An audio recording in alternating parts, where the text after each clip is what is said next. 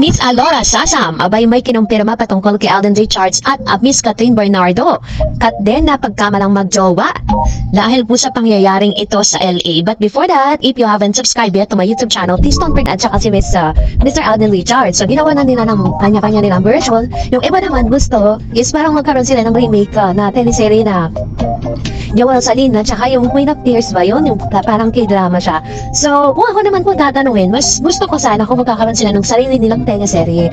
Yung kumbaga parang sila mismo yung gaganap at original yung material. Kasi para po hindi magkaroon ng comparison dun po sa original na gumanap. Kasi parang nalilimitahan kasi yung pagiging creative ng mga directors kapag po laging remake yung ginagawa nila. Pero anyway, syempre, management pa rin naman ang mag-decide. At kasabay nga nito, sa usapan din, yung sinabi ko po sa inyo kahapon, ngayon lang po siya nagtitrend na itong si Miss Catherine, ang pangalan na daw niya is Catherine Matapang Bernardo. Dahil sa pag-post niya po ng Heart Blight, alam niyo naman po na kapag pinag-usapan ng salitang blight, may kinalaman po yan doon po sa taong nanafit sa kanya. And then, the netizen also search for that name. And the name Martha is a feminine name that means mistress or a lady. It comes from the Aramaic word Martha, which is transliteration of the coin Greek Martha. So, dahil po dito, is talagang kumingay po ito ngayon, pinag-uusapan siya ngayon, parang ang tapang na lang ni Miss Catherine Bernardo na mag-post na mga ganitong bagay. Pero anyways, tinatawanan na lang naman ni Miss Catherine yan kasi parang naka-move on na siya at maganda na po yung kinakalagyan niya ngayon. And for that, eto na, dahil usap-usapan din po sa social media, dahil naman po sila ng kilang article, na tila ba napagkamalan daw di umano itong si Catherine at si Alden Richards na magjowa sa LA. Dahil meron po kasing ganap na kinabiliban kasi ang tambalang Catherine Bernardo at Alden Richards ng pelikulang Hello Love Again dahil sa sobrang sipag nila mag-promote ng kanilang reunion movie.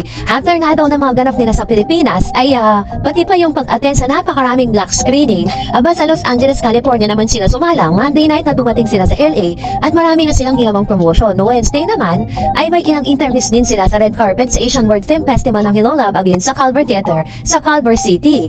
Siyempre nagpunta rin dito ang ilan sa mga reporters mula sa Pilipinas at nakita din po nila rito kung gaano ka-sweet si Catherine at si Alden Richards. May pagkakataon pa nga daw di umalo na sa sobrang pagod.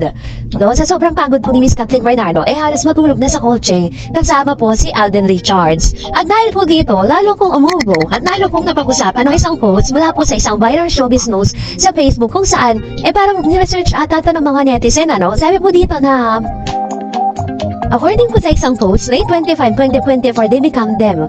This happened me. Catherine Bernardo and Alden Richards' relationship booked by Alora. That's why yung 25 was the first number Alden chose in Rainbow Rumble Game Show. So, sinasabi po ng ilan na kaya raw very relevant at talagang number 25 ang pinili. Itong si Mr. Alden Richards, nun po sa kanilang game show, met Mr. Luis kasi sinasabi na ito daw po yung date, May 25, 2024, kung saan sinagot ni Miss Catherine Bernardo or officially naging mag-con sila.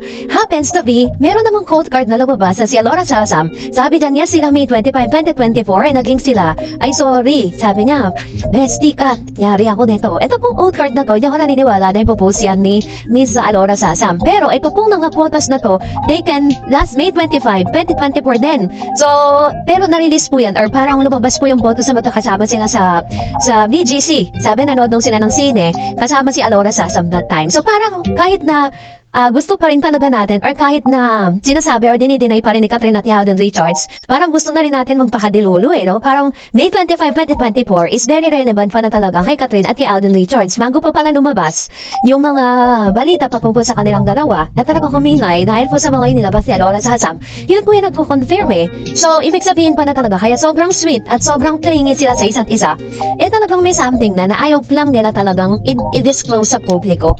Kaya naman magdingong na tayo mga kat din. And for that, narito naman ang ilan sa mga komento at reaction po ninyo patungkol naman sa ating latest updates. Magbabasa tayo ng inyong mga komento. Unahin po natin ang komento mula kay Miss Arlene Paniel. Sis, nabasa mo ba ang comment ko? Ayaw talaga tumigil nitong vlogger na to si Mr. Destiny. Sabi niya, hindi raw totoo na naniligaw si Aden kay Kat. Ang totoo boyfriend ni Kat ay si Dominic. How many times I told you not to watch that vlogger? Kasi po, Maliwanag naman po talaga sa lahat ng mga sinasabi niya na lahat po yun, invento lang. Inventor kasi yan si Mr. Destiny eh.